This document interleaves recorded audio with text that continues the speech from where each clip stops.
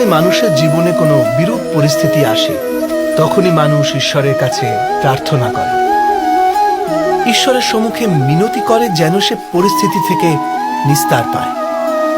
কিন্তু এই প্রার্থনার বাস্তবিক রূপ কেমন হয় সেটা কি আমরা কখনো বিবেচনা করেছি?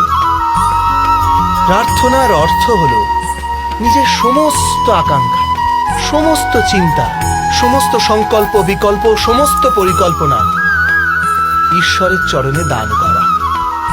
অর্থাৎ নিজের কর্মের ফল কি হবে সেই নিয়ে চিন্তা না করে ধর্মের অনুরূপ কর্ম কর।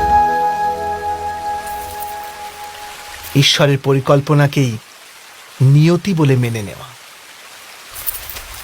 সেটাই তো প্রার্থনা, তাই না? কিন্তু ঈশ্বরের সমস্ত পরিকল্পনা বোঝাটা সম্ভব কি? সেসব পরিকল্পনা তো আমাদের কর্মের পরিণামস্বরূপ প্রকাশ পায় সর্বদা। কিন্তু যদি কেউ সব কর্মকেই ত্যাগ করে,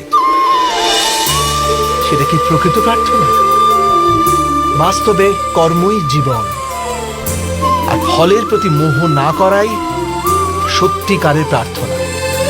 যে প্রার্থনা কর্মের পথে বাধা হয়ে দাঁড়ায়, মানুষকে কার্যই করতে না দেয়, সেটা প্রার্থনা না পরাজয়? স্বয়ং বিচার